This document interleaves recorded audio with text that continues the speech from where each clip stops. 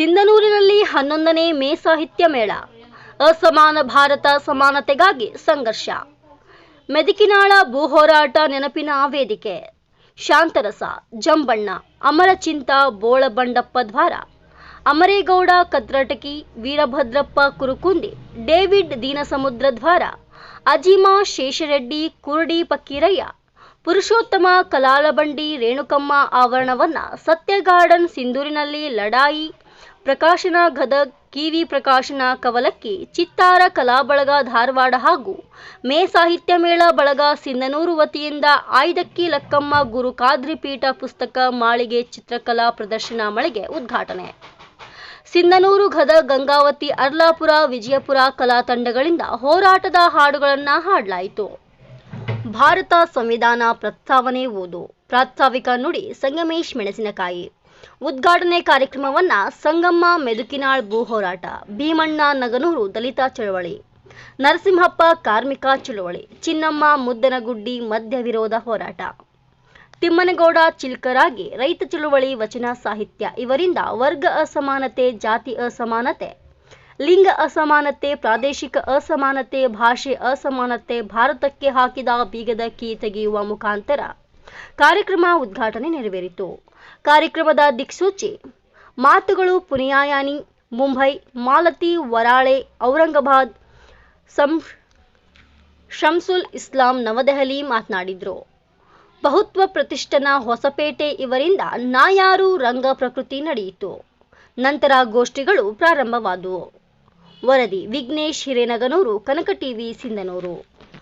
ಕನಕ TV Kannada, ಸುದ್ದಿ ನಿಮ್ಮದು, ಧ್ವನಿ ನಮ್ಮದು. ಯಾವುದೇ ಸುದ್ದಿ ಹಾಗೂ ಜಾಹೀರಾತು ನೀಡಲು ಸಂಪರ್ಕಿಸಿ. ರಾಜ್ಯಾದ್ಯಂತ ಪ್ರತಿ ಜಿಲ್ಲೆ ಹಾಗೂ ತಾಲೂಕು ಭಾಗದಲ್ಲಿ ಮಹಿಳೆಯರು ಹಾಗೂ ಪುರುಷರು ವರದಿಗಾರರು ಬೇಕಾಗಿದ್ದಾರೆ. ಆಸಕ್ತಿ ಉಳ್ಳವರು ಕೂಡಲೇ ಕರೆ ಮಾಡಿ. 9380661853.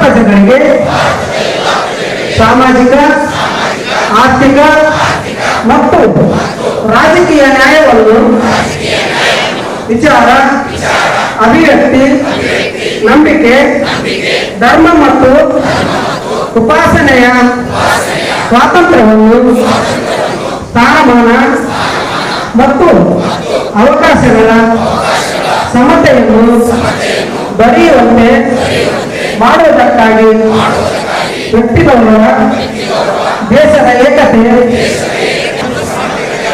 ಎಲ್ಲರಲ್ಲಿ ಭ್ರಾತೃತ್ವ ಭಾವನೆಯನ್ನು ಮೂಡಿಸುವುದಕ್ಕೆ ದೃಢ ಸಂಕಲ್ಪ ಮಾಡಿ ನಮ್ಮ ಸಂವಿಧಾನ ಸಭೆಯಲ್ಲಿ